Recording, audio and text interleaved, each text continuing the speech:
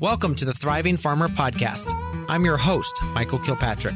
Our mission is to inspire, educate, and celebrate sustainable farming. We believe that you can build a profitable, sustainable farm that gives you true farm freedom. Join us as we talk to farmers, innovators, educators, and entrepreneurs to glean their top takeaways in business and life. Hey, Thriving Farmers, Michael Kilpatrick here with another episode of the Thriving Farmer Podcast. And today I'm interviewing Evan Folds, who is their impact entrepreneur and business strategist with a focus on regenerative agriculture. His consulting platform, Be Agriculture, works with clients across the landscape of agriculture and advocates for healthy people, plants, and planet through living soil methods, so the earth may be healed. Welcome to the podcast. Thanks so much, Michael. Great to be here. Yeah. So tell me, how did you get into agriculture?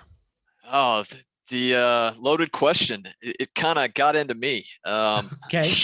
I suppose I would say, I grew up with an interest in the natural world in a city. So yep. I think that's not uncommon for most people these days. And I went to college to get a degree in marine biology was my initial interest. And when I got there, really sort of discovered the paradigm of obscurity in regards to specialization. And my interest was more in the forest, not the trees.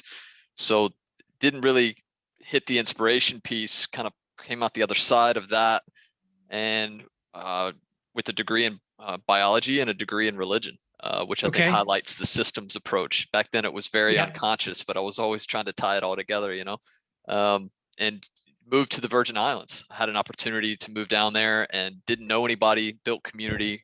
It's kind of the opposite of what I was supposed to be doing, but maybe one of the best things I ever did. And, I found this book called Secrets of the Soil. And, I kind of like to say it found me. And it just really inspired me. And the gist of it was really that with an agricultural lens, there's more to life than what's physically here, and it was such a simple statement that most people can nod their head to. And then, a lot of times we go to trying to define that, right? And we start wars and we get really mad at each other. And I take a step back from that and just call for reverence for what I call life force. Like, why does a plant grow up against gravity, right? I mean, in a way of making that point, I don't know if your listeners have ever heard of Victor Schauberger, but he was a great inspiration of me. He's known as the water wizard.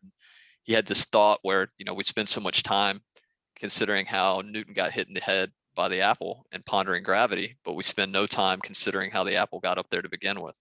And that just always hits me really profoundly because we're really treading on half the story. So this book gave me that ammunition, if you will. And I was just followed the inspiration. Back then, the banks used to give you money, and this was 2001, and we got some money from some family and started a garden center called Progressive Gardens. And I did that for 14 years and had 4 other companies in the meantime. And it was kind of a boot camp. And so, I guess the answer to your question is that book. And, the next book that I read was called The Agriculture Course. It was a collection of 8 lectures around what's known now as biodynamic agriculture. And Rudolf Steiner delivered these lectures on how to regenerate the life force of a farm. In the beginning of that book, there's a passage. Aaron Pfeiffer, one of his students, asked him, why do people not show up for themselves in the world? Total paraphrase. I don't remember that quote, but his response was, it's a matter of nutrition. This was 1924. He said, it's a matter of nutrition, that food plants no longer contain the forces people need to build a bridge from thinking to will and action. And when I read that, the whole world made sense. That was really the starting point for me. All right. I want to unpack that because I think what you said right there is something that I'm really starting to realize too. And obviously, as I get older, I really start to think more about my health and just how I feel on a day-to-day basis. Because when I was 16, 18, you just have so much energy, you just pound through things. But now I'm in mid-30s and I just had a birthday and I hate birthdays. I'm right there with you. But I was happy that I didn't turn 35 because I was like, that's halfway to 40. At least it was 34. I still feel somewhat young. but the reason I say that is like, obviously now I can really I eat sugar, I can sense it the next day. In my muscles, I can sense, you can really, I'm not supposed to be eating gluten. If I eat gluten, I can sense that as well. Mhm. So, and I think what you said right there is so important is people just don't have the energy, and when they're eating poorly, they feel bad. And when they feel bad, they want a crux, and the crux is more bad food. And so they're creating this whole cycle of poor nutrition, eating poorly, poor nutrition, eating poorly. They don't feel like doing anything. So they sit down and Netflix and chill. Mhm. And then you have someone who, as you just said, not showing up for the world. And again, I don't want to put the blame on people so much Mhm. as it's the system that I feel like a lot of people got into, and they haven't woken up to the fact that what I put in my body is me. And do Mhm. I want my body to be white sugar and, poorly produced meats and all that kind of stuff? So, Mhm.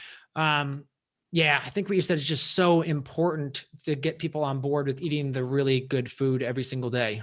Yeah, yeah, that's spot on. And it's maybe somewhat surprisingly, it's a really deep thought form because the whole adage of "we are what we eat," which Mm, is so well-meaning and so true on a surface level. To kind of pick Steiner's impulse up a little bit, he actually took issue with that, not in the idea that that's a wrong statement necessarily, but that the idea of most of what we eat physically passes through us, hmm that our body actually builds itself out of the forces in the food, which is a really unconventional idea and frankly a foreign idea in regards to how hmm we learn about the world and life. Again, I sort of came up with it's weird. I kind of backed into all of this starting in the stars, right? Yeah. Like I was Yeah. completely inspired by that, and I quickly realized that I couldn't carry that dialogue and be taken seriously by the average person. And so the retail store, which was inspired by that, was really an exercise of meeting people where they were. And I developed this platform I called bioenergetic agriculture. The premise hmm was that there was a physical, mineral, biological, and energetic capacity to a living system. And if you look at conventional agriculture, it's physical and it's mineral. You hmm plow and you fertilize the plants, and then you Yeah. create all the problems that you chase around with all the dangerous stuff. And organics sort of backs into the biological realm, but both discount or ignore this concept of life force, which is really what biodynamics was championing.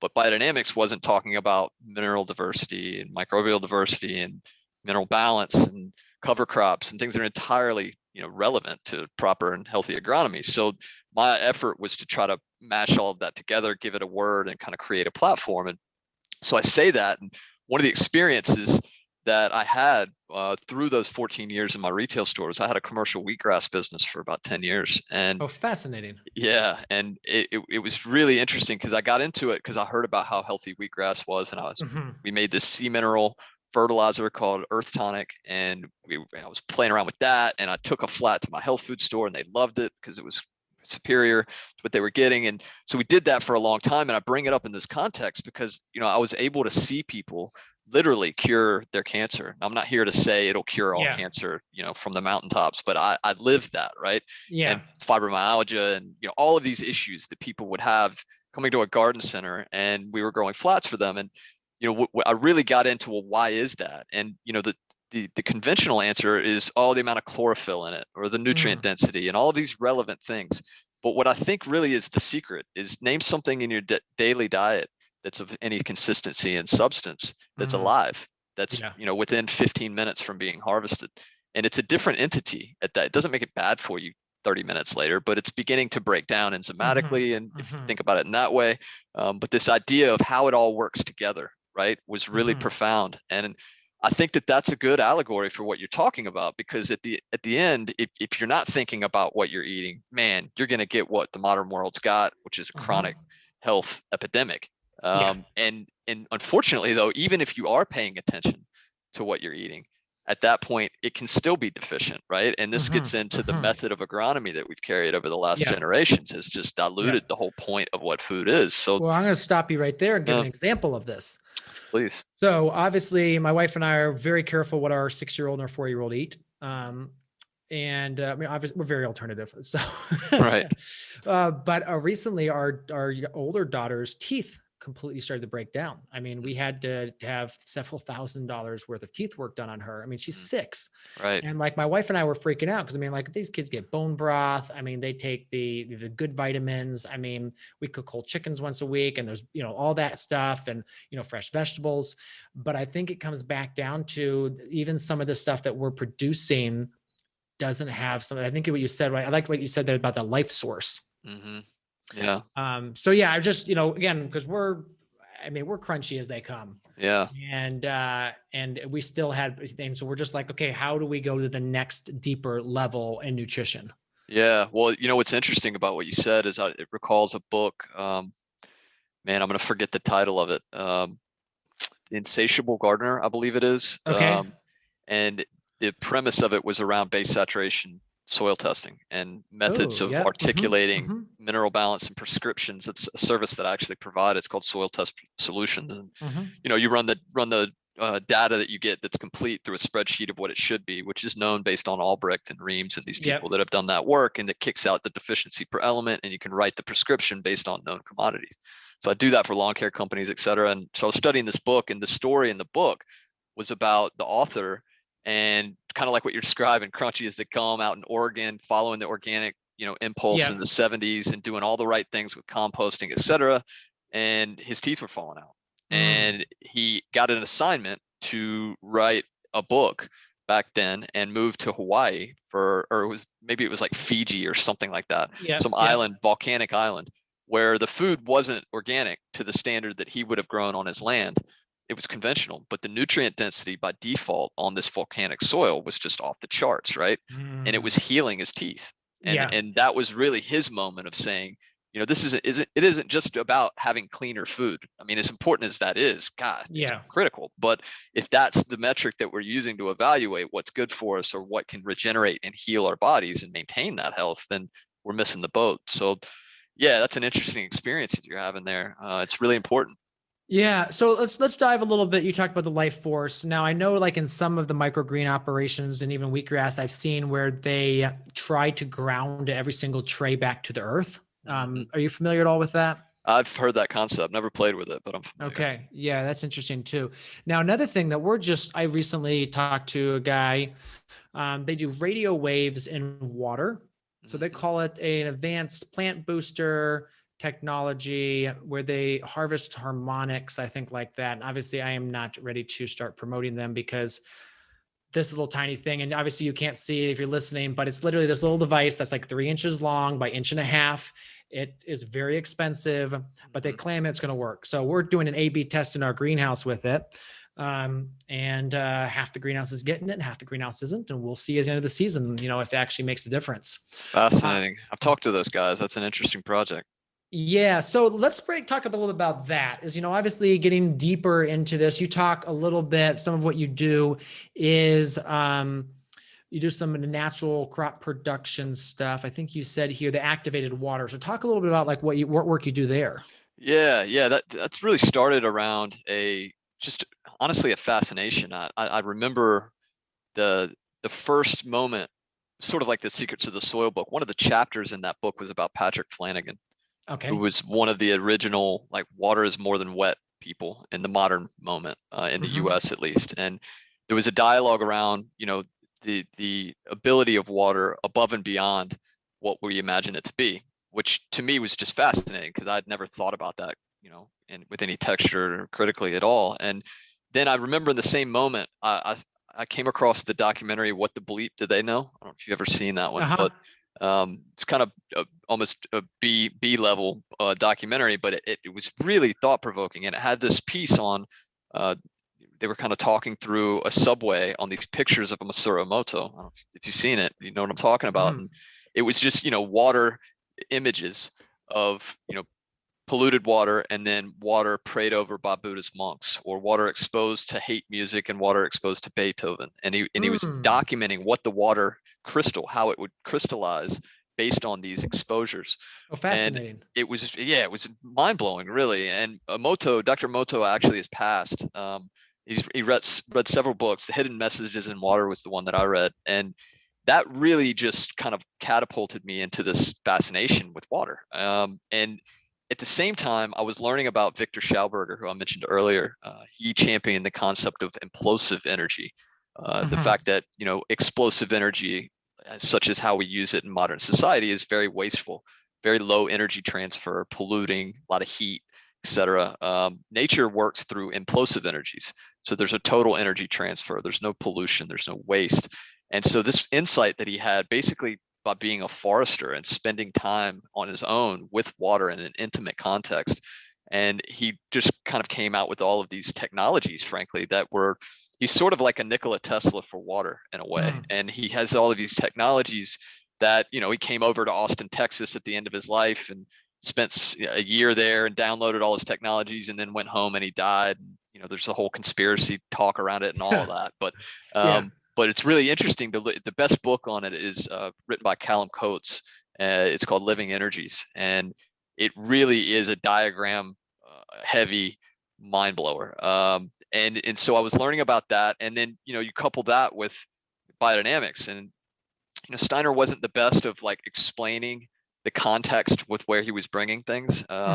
He was also in 1920s, but his instructions on how to use BD 500 and 501, two of the preparations that he outlined, were to stir water in one way until it organizes, and then reverse the flow. And you do that even with your arm or a stick, for an hour.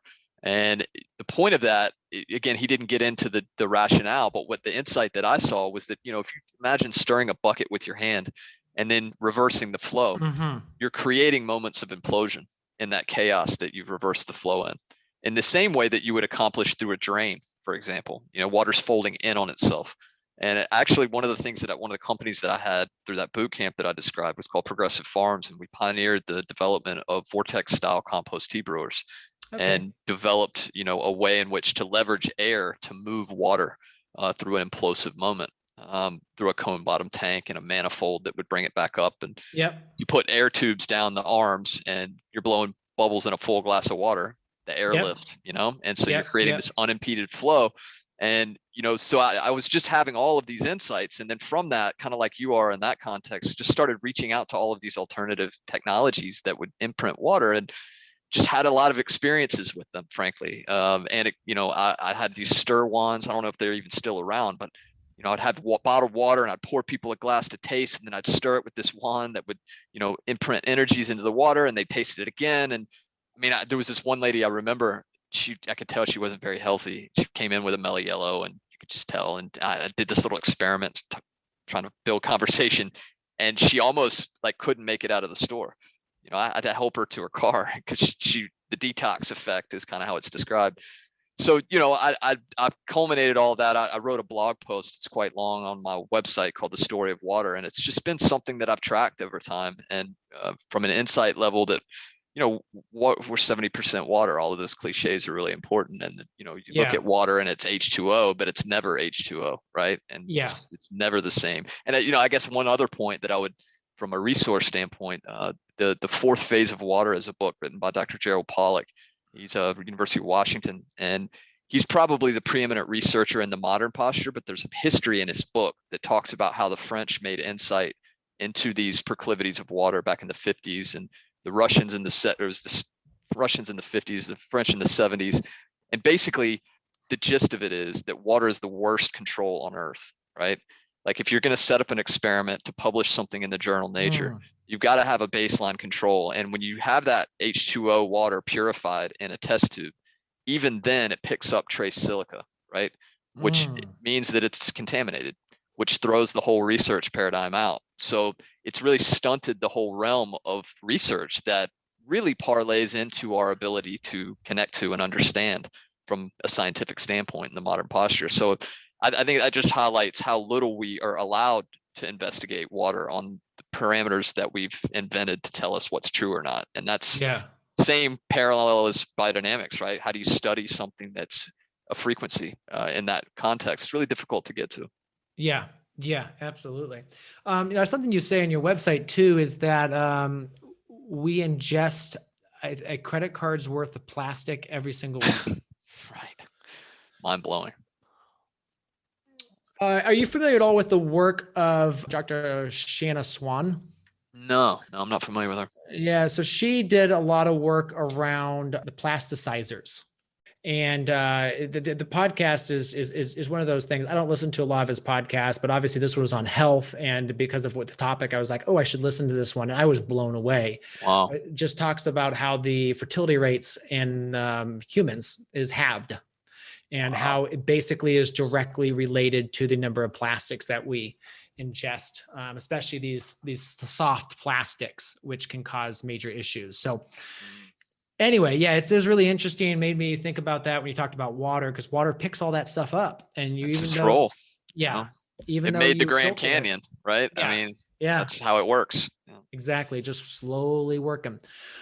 All right. So you talked about the garden center for 14 years, and then you also food deserts. Talk a little bit about that. Talk about your kind of work around those.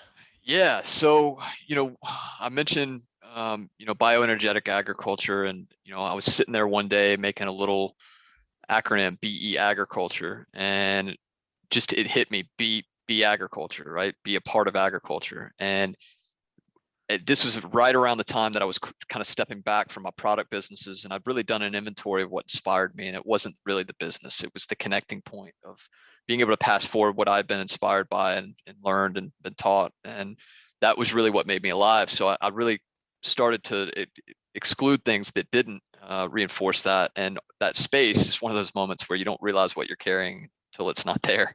And all of that space just started to be filled with these really incredible projects. And so it was a really creative time. And that be agriculture thing, what came to me next was that, be a part of agriculture, right? Like, whether we realize it or not, we already are. One of my favorite quotes is Wendell Berry: eating is an agricultural act, and I think that's such a powerful statement, because what I experienced in my garden center was a lot of people that were trying to do everything that they could to be self-sustainable. But then the world that we built just really doesn't allow it. It's not built for it, right? And without a high level of intention, because it is, if you have intention. I don't want to discourage that idea at all, but there was a lot of frustration. And in our area, we have really poor soil, and I was basically there to support people, putting effort into trying to do the right things and not having the wherewithal or the conditions to do it. And so, really came to this awareness over time that agriculture was more than just growing food, right? It's more than farming. It's also the eating. It's also the impact that eating and that farming has on individual health, on public health, on environmental health. And if we're not really looking at the forest, so to speak, as a food, farming, and health paradigm in regards to what agriculture is, it sort of by default allows us to walk away from the thread, right? And where I live, it's the county is very small. 70% of the county, New Hanover County, is the city of Wilmington, North Carolina. So we're never going to be traditional farming county. We're surrounded by it, and we're impacted by it at the end of a watershed, which is another layer of my local scenario. But what I realized is that the county of New Hanover County had given up on agriculture. So my whole mantra became, we need to save farming in New Hanover County.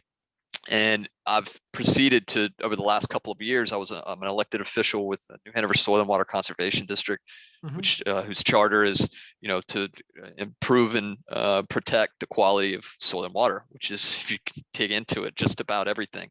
So it was a really nice net. And from after that, I started beating the drum about a learning farm locally that would, post up a dedicated intentional farm in the city limits on purpose, that would champion the education and the therapy that we all know is so critical and is measured at this point and proven. But it wanted to overlay an economic development prospect. This whole food lawns approach. You take the Curtis Stone extreme, and not many people are going to generate 100 grand out of a quarter of an acre.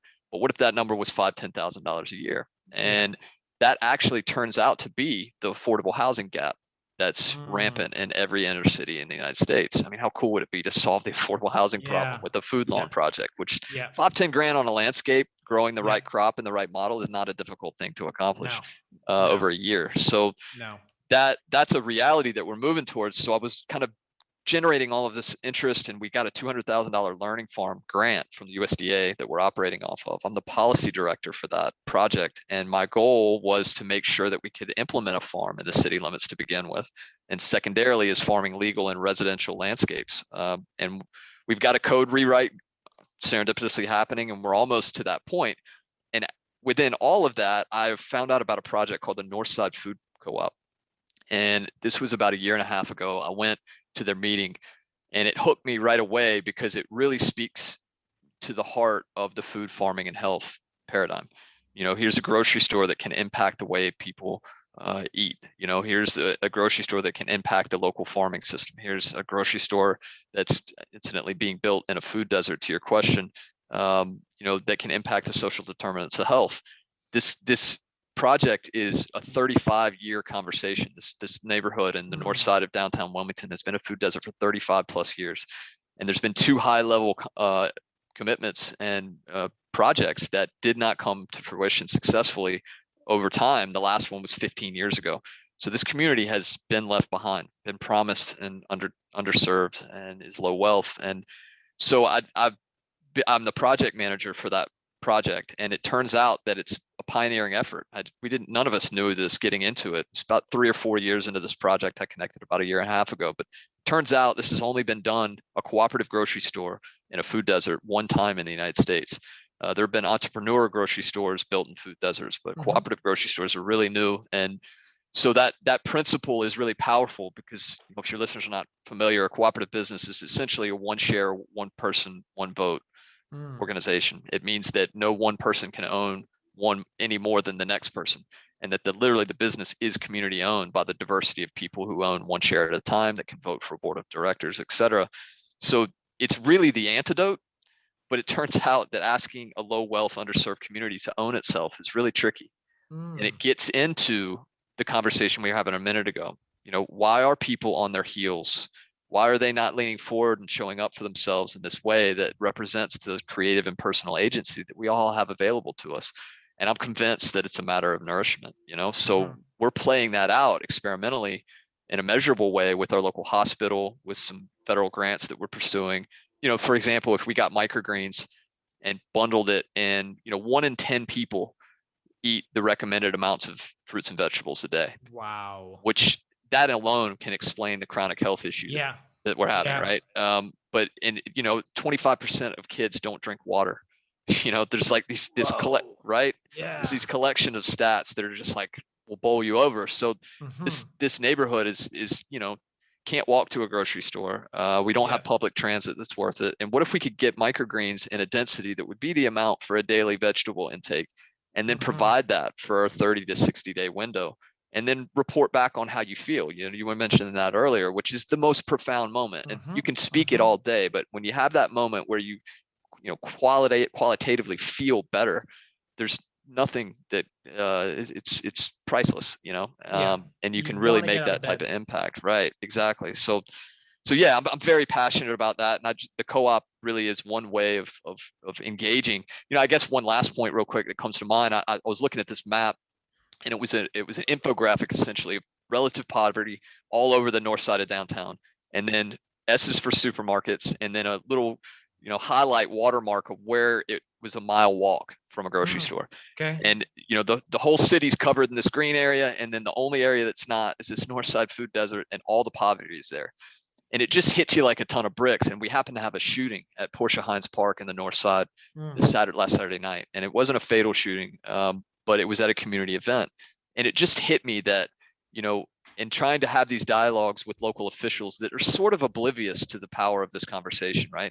And understandably so in some ways. We don't teach ourselves these things. But the point that I'm trying to make is that the reason for these shootings, the reason for this crime, the reason for these issues that we don't seem to have answers for, that are symptoms, is a result of not having these basic requirements of being a healthy, happy human satisfied.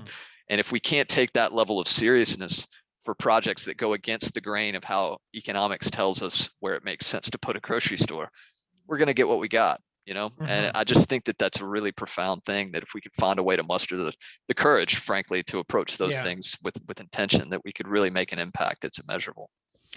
You're right, because so often for these larger companies, it all comes down to the dollars and cents. Exactly. So it's really interesting. We're building a new farm out here in Ohio, and this spring has been all sorts of fun. In fact, we're 9 weeks now into getting our gas hooked up. A couple of weeks ago, during the middle of this process, I was like, you know what?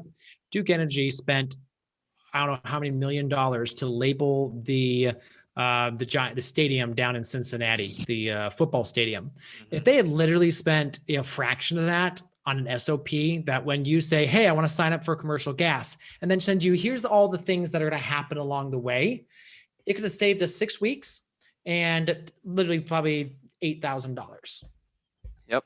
It's ridiculous. It's just like, we just want to be famous and well known, and that's what we're going to do. It's easy to spend $1 million and just, be on the side of a stadium instead of actually on the ground, do the hard work. It's amazing. I have that same thought. We live near Fort Bragg, largest military base in the United States. And I have that thought seeing these fighter jets flying practice sorties, and it's like 150 in gas, 150,000, and then the bomb that they're going to drop is, another 300 grand, and it's just like, you're practicing. Yes. Yeah, it really is unbelievable. And there's a term that I like to use, true cost accounting, and one of the things that I've experienced in doing this work is, it's not really, we're so focused on line items and how much things cost us, but we're not asking the question of how much it costs us not to do these things, right? And we don't have the ability to tell ourselves in a measurable way what that is. We haven't developed the capacity. It's doable. I mean, there's an economist, his name's, I think it's Ralph Shammy. I might have his first name wrong, but he's an IMF economist, and he has turned the corner on carbon sequestration, and he's earmarked whales as being a central component of the carbon cycle in the ocean. And he's developing economic language around that. And it's not to make the point, because I'm not totally well versed yet in what he's doing, but it's not so much about the value of the whale itself. It's a value of the whale within the whole system. In other words, the whale doesn't have the value on its own. Its value comes with how it connects the rest, right? Yeah. And if you start to think along those lines without being technical, you can immediately see the value of some of these things that we're doing, like a farm, for example, that's a regenerative farm, to be specific. I mean, I'm convinced, and it's been my experience and really a mantra of mine, that regenerative agriculture is an antidote to the big challenge that we face globally. I mean, you talk about climate, carbon sequestration, you talk about hunger, you talk about poverty, you talk about healthcare. This is the antidote, yet we don't have that economic model, kind of you referenced earlier, that you're looking at food deserts, and then you do the equation on median income, college graduation, single parenthood, and you do the math. And if the number doesn't get above 75 out of 100, well, next, right? Yeah. But everybody eats, right? Yeah. So like, what kind of logic are we really bringing to the table, and what kind of paradigm are we allowing to present to us to have to deal with, frankly?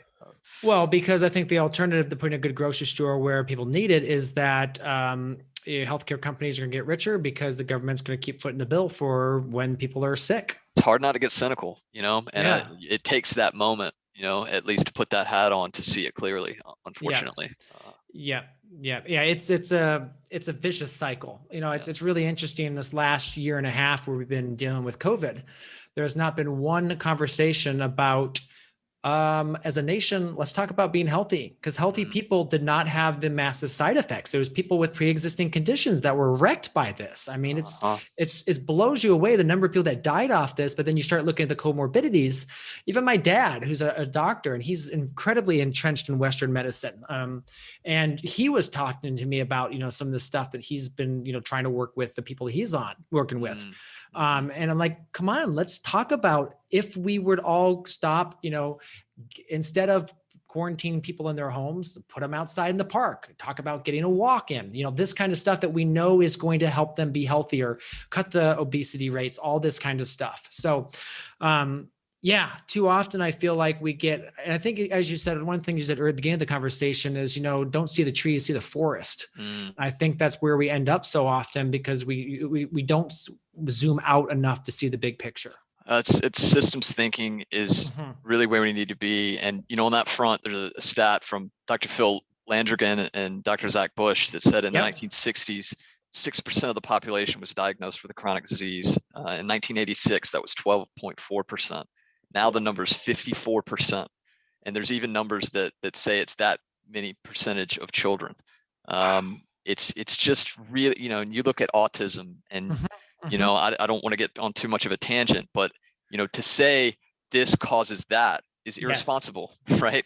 Yes. What is responsible is to say that we are toxified beyond measure Yes. in an obvious way, right? And if we aren't responsible enough to open up a dialogue, to your point, around how we can actually engage this from a standpoint of health, Yes. then it is mind-blowing. And one of my favorite stats within that was, I'm not really sure how I was paying attention at the time, but I remember Obama, he was given, when he first got elected, he gave a joint session speech at Congress because Obamacare was his principal thing. And he spoke to both chambers of Congress. And it was like an 8,000 word speech. And I went in and did a search on it. And not one time did he mention food or agriculture. Wow. Right. And so think about that, right? Like at the highest levels, the precipitation of like the best thinking that we can bring to the table. And here we are not even addressing it as a concept. It's really striking.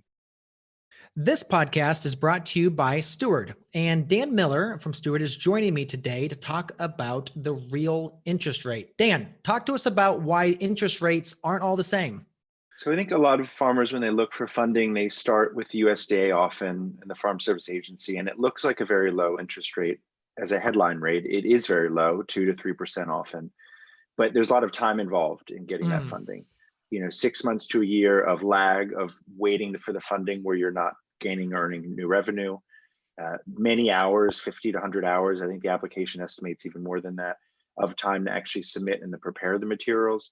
A lot of that's your own time, which farmers don't value, but if you put that at $15 an hour, let's say, that would really add up. And there may require external time, bookkeepers, people to prepare the information.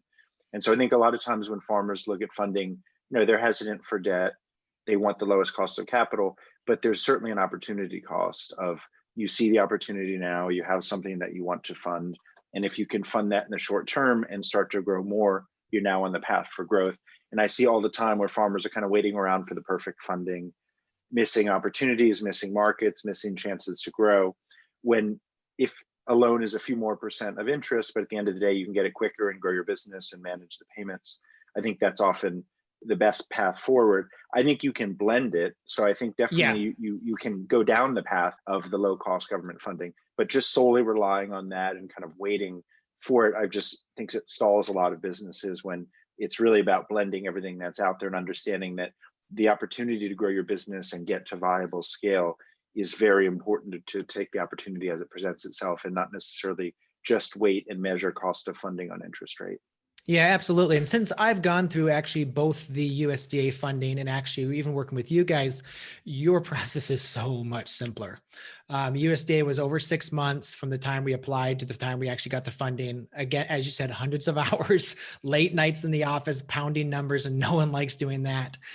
So yeah, it's absolutely time. And the USDA typically doesn't understand your business model. So having a team which can come alongside you and give you ideas and help you think through all the aspects and even give some really like maybe thinking about different aspects of it are going to be so key for you to grow your business quickly. And that's where I think a lot of farmers get jaded and frustrated with funding is they go down those bureaucratic routes. They're not a good fit for that type of funding, even if theoretically the agency is marketing themselves as serving them. Is a lot of steps, is very bureaucratic. They don't have the time to keep following up for more document requests and more document requests. So ultimately, I think that's a path that if you're buying a big piece of real estate, getting a 30, 40-year mortgage at a low rate, critically important. But if you're talking about something like a hoop house, a piece of equipment that can pay money quickly and help your business grow, I think people need to consider all the options out there and not necessarily just look at interest rate. Absolutely. Well, and okay, now obviously you don't need to give an answer on this, but do you think that's because of the lobbying that's been done by the healthcare companies, that this is how we solve things, is we just throw money at getting people through the sickness system? Yeah, actually, I'm excited to answer that. And I'd say resoundingly, yes. I use the term corporatism. Yeah. And if, to kind of reference Steiner, he had this approach called the threefold social order back in 1911, I believe it was 1913. It was a reaction to the First World War when everybody thought the world was going to end. And he was asked, how do we organize in a way that can regenerate us in a sense? And the threefold social order was around the economy, exchange of value. It was around rights, government, the protection of individual human rights, and then culture, our humanness. And his premise was that if each sphere in our humanity didn't have complete autonomy and authority, that society gets sick. So if you think about the separation of church and state, right? Yes. That's the rights and culture.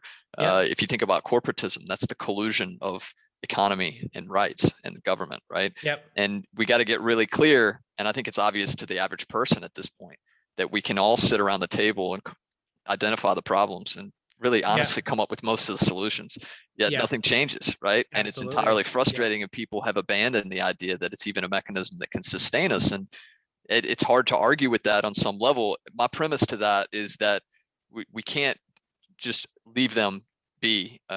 We also, it's sort of like, the state and federal levels are bought and sold. Like imagine you and I had this idea, we're going to go change the farm bill. Like where would we start, right? Like good luck to us. We're going to waste our lives trying to talk people that have already made decisions in ways that they're never going to change.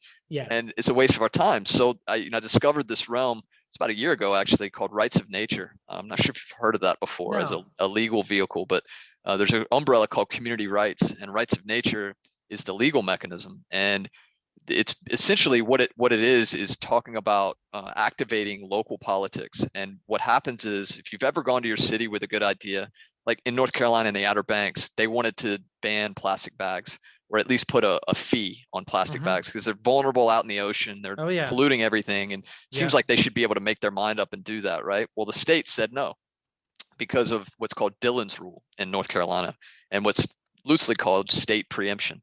It's the same thing, federal preemption, like the Commerce Clause. Anytime something happens over a state line, it becomes a federal jurisdiction. It's a centralization of power. That happened, if you do the work, when the Federalists changed the Articles of Confederation, which was the first Constitution. The Federalists centralized power. From there, you have a development of different court precedents that happened. What year was that? What year did that happen? Well, it was let's see, it was 1870s with Santa Cruz and the Railroad. I think that I might have the year wrong, but Santa Cruz and the Railroad was the first court case that referenced corporate personhood. So we tend to talk about it like Citizens United and Hobby Lobby and this kind of thing, but that started 150 years ago. And so you get to a point where the system's not really broken. It's really just working the way it was built, and you get into regulatory capture and this idea that, we're polluted by PFAS chemistry. DuPont spun off a Chemours company that polluted our river, and the community, we're at the end of the watershed, didn't know it for 15 years. And when we discovered it, we were pissed, right? Then we're all activists, like, we got to shut Chemours down. We got to clean up the river. And the state Department of Environmental Quality is saying, well, we got the ball, we'll handle it. Now, 4 years later, right, there is no mindset around this burgeoning chemistry. New PFAS chemicals are being introduced. There's no program to mitigate it. And if I go to my city council and say, I want to sue Chemours, they're going to say, my hands are tied. The state's got the ball. That's the world that we live in. So what Rights of Nature says is, do your worst. We're going to pass local ordinances that break state and federal preemption, and you can sue us. And most of the time, this has happened about 200 times in the United States to date, in about 13 states. Most recently in in Florida. This is Orange County, because you're probably aware of their water issues. And they passed an 85% ordinance. And actually 2 weeks ago were the first incidents where a river and a lake sued the corporate polluter, and it's in court right now. It's moving through the process. So this is something that's coming. It's not known by the masses yet, but it's an end around to corporatism. If we can give rights to a corporation, we should be doing the same, and enacting the rights, I should say, which is the legal delineation. It's not giving rights to a river. It's enacting the rights, inalienable rights of the river. So I could spend a lot of time talking about that, but it's worth looking into for sure. Oh, that's fascinating. Yeah. That kind of, one of the things, I've been keeping our podcast community updated a little bit on this, is our journey here, because we're inside of a municipality, which means that even though we're agriculture, even though we're our own agricultural district, the city has decided that we're still commercial, which means that, the regulation and stuff that we were going to put a small retail store in, 16 foot by 24 feet. And it was $10,000 plus in basically engineering and design just to get through development process. And then at that point, we started running the numbers, and we saw that we were going to be spending $100,000 plus, basically because we had to put in dry wells and parking lots and lighting plans and all this stuff. And that was before we even got to the point where, do we need to put a bathroom in for employees? Right. because there's a bathroom 60 feet away that the employees can use, but no, that's not good enough. It's got to be inside anyway. Mm-hmm. So when we came down to it, we were just like, this is just ridiculous. And the months and the sleepless nights, and literally I can see my hair going grayer every week because of this. So we went out and started what is known as a 508A1, which it's a nonprofit ministry. It's kind of falls under a church. But it's called a private membership association. And I think it's actually how, let's say down in your area, bars that don't have liquor licenses serve alcohol. So it's basically the exact same thing. And basically what you do is you pull yourself out of commerce. And basically when people shop with you, they're not shopping in commerce. They're donating to your, as we called it, ministry or food church or private membership association. Yep. So this obviously allows us a ton of freedoms. It basically means there's no 20C kitchen involved when we want to do prepared foods. Again, it's not like if we went to a farmer's markets, then obviously that would all come back into play because we're at an actual farmer's market, which is someone else's retail and corporate inside of commerce. But if we're on our own property or selling online or even doing our own private drop sites, we're completely outside of commerce. Wow. So it costs a little bit of money to set that up. And, we just literally got our EIN number, and we're basically we have a bus now. We bought a bus, and it's going to be, because the other thing is, yes, you can get outside of commerce, but you still have to comply with the zoning of your areas. And so if we were to build a stand, that would have had to go through a development plan. But we bought a bus, we classify it as an RV, and now we have a retail store. Man, I love it. That private membership association has been coming up all over the place recently. It is. That's fascinating what you've done there. Yeah. That's amazing. Well, if you notice, $10,000, months of work. Literally, we started down this road of getting development plans for both properties. So there's 2 properties involved last July.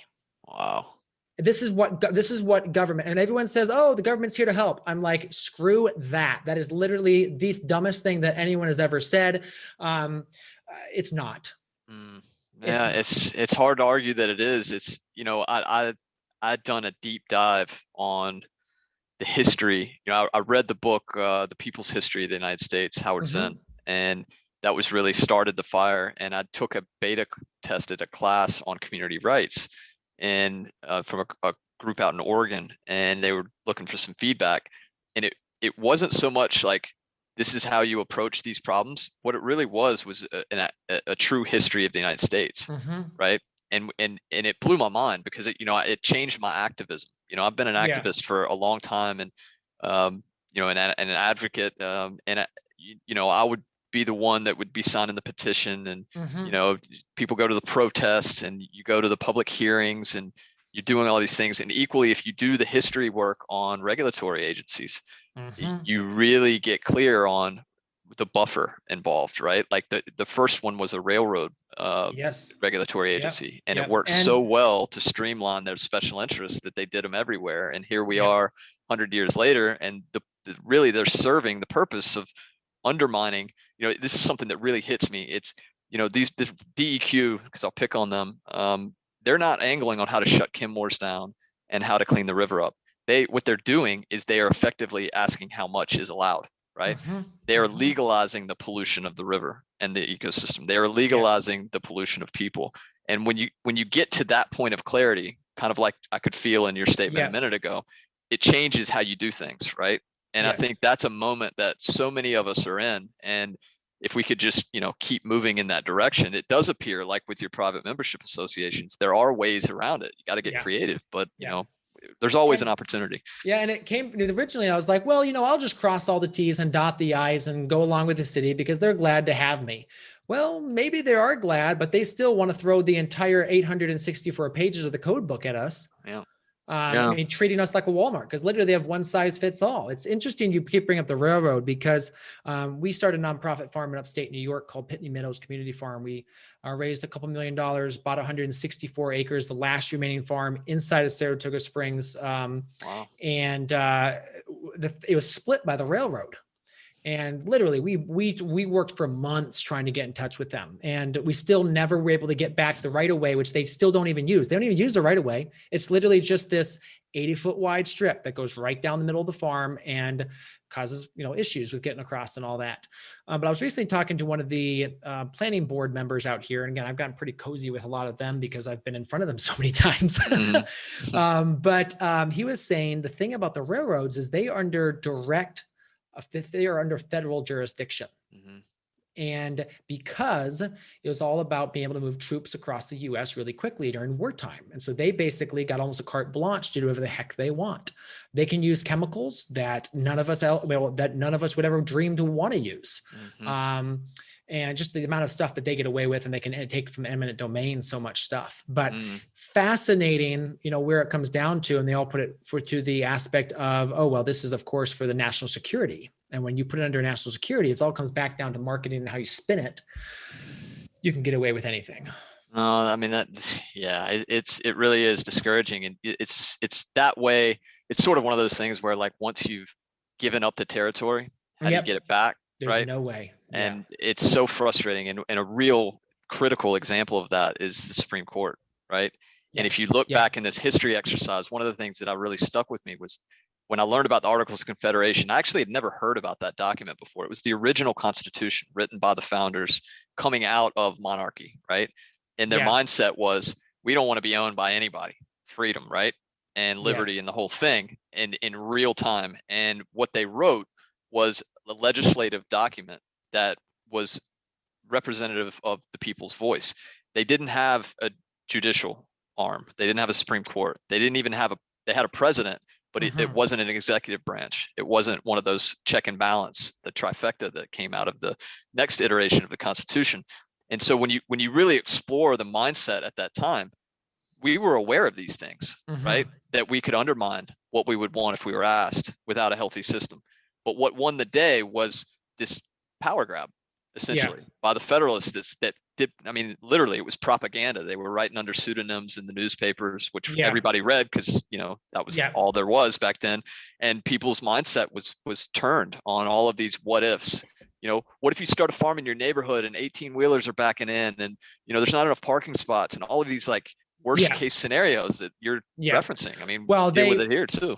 Yeah. The city basically said, well, what size trucks are you having in? Because we're afraid that you're going to need to move your driveway because you're going to have so much traffic. And I'm like, seriously, folks, if I get to that point, I will be more than happy to do anything you want. But let's just start us out at letting people drive in and out and not go worst case scenario. Yeah. It's exactly it. And the irony in a neighborhood context, because we don't have any land left. There's like 10% of the county can even be developed. It's like completely developed. So, this idea in a residential neighborhood of, someone on a quarter to half an acre setting up a farm stand and having all of this, commerce happening. Yeah. Really what they're going to be doing is taking that food to a restaurant or, the practicality of it is not considered, right? So they just say, look, you've got to do all these things. It's restricted here, there, but they're not thinking like a farmer.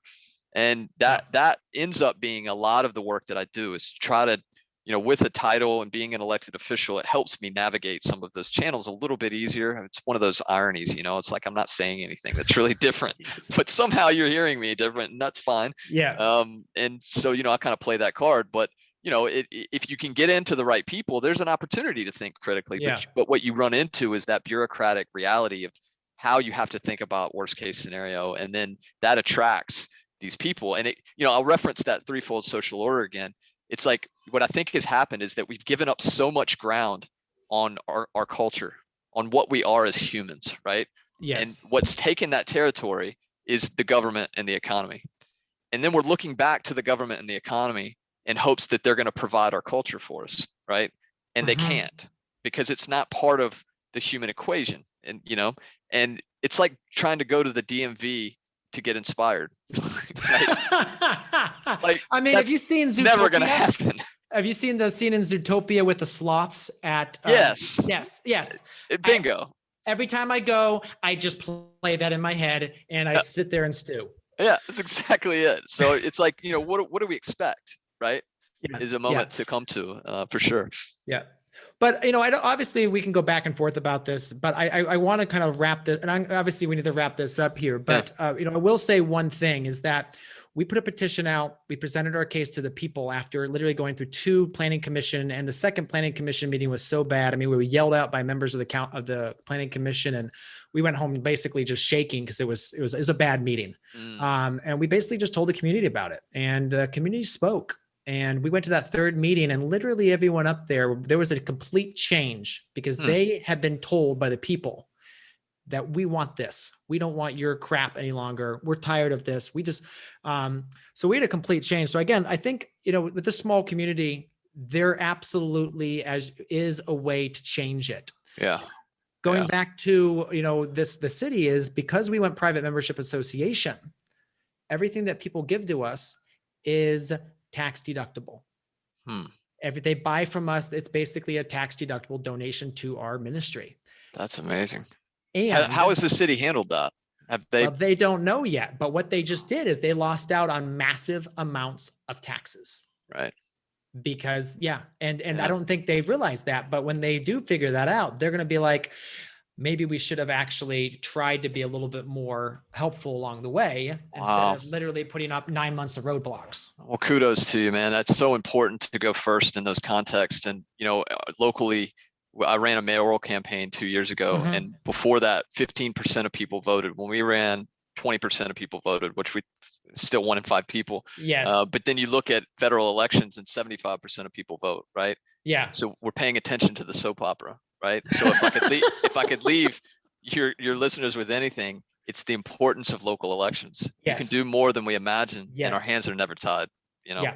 So. And just showing up at a city council meeting, at a planning commission meeting, no one shows up to those things. That's right. And all they do is complain about the city. And if all it would take is 6 people would show up and voice their opinion on an issue, and it would change it one way or another, because that's all it needs these days. Amen. Well, thanks for your attention on that. It's amazing. Yeah. Where can people find out what you got a website, beagriculture.com. Yep. You got awesome blogs over there. You do some ag consulting, activated water. You got a great article here that I'm looking at on the compost tea, because obviously you've done a lot of work in that. Right. I'm actually got to do a presentation on compost tea, and I am bookmarking this because it's so good. Oh, great. What else where do you want people to go? Yeah, I mean, honestly, the beagriculture.com. My whole thing is to show up, let's get to know one another, throw it all against the wall and see what sticks and follow the thread. So if there's anyone out there that's intrigued by any of the things that we've talked about, I'd love to continue a conversation, to just open invite. And, if you're into the food desert conversation, if you go to northsidefoodcoop.com, you can see what we're doing. You have to be a North Carolina resident to be an owner in the co-op, but we offer a pay it forward program. That's a $90 sponsor towards the $100 ownership that allows someone in the trade area around the target site to become an owner if they're in need of financial assistance. So cool. that would be a specific ask if anybody's inspired by that. But other than that, I think Be Agriculture, hit me up, and if you got a project, if I can help, I'm more than happy to talk about it and see where it goes. Yeah, one of the things that we're hoping to do with the bus is obviously on site. We'll be open a couple of days a week, but then 3 or 4 days a week, take that bus and hit the inner cities, because we definitely have some areas that need work. So I obviously want to check out what you guys got going on, and because I think that's a huge need in our community to just let people get better food. Great. I can't wait to see that bus in operation. That's amazing. Yeah, we're working on the color scheme right now. Incredible. I'll be paying attention. All right. Well, Evan, thank you so much for your time today. This was a fascinating conversation. I never know what I'm going to get into on some of these, but this was fun, and appreciate your work and what you're doing, and just the history you have. And again, go check out beagriculture.com to find out more. Thanks, Michael. Great to be with you. Hey, thriving farmers, have you checked us out on YouTube lately? We have a bunch of new content there, including a few rants by me. I want to tell you, you don't want to miss them. I actually go rant about, some of the problems I see in our space and some of the challenges I see farmers facing. So go check that out. We've got instructional videos over there as well. Talk about setting up our new farm here in Ohio and all the steps we're going to do that, as well as just tutorials and tips on best practices for for all sorts of things on the farm. So go ahead, check over at Growing Farmers on YouTube and see the new content we put together for you. So there you have it, another episode in the books. So I'd love if you would hop on over to iTunes and leave us a rating and a review. Those mean everything to us. We love to hear what you're thinking. If you have a podcast guest that you can recommend, please pop on over to the Thriving Farmer Podcast website and leave us a review. That's thrivingfarmerpodcast.com.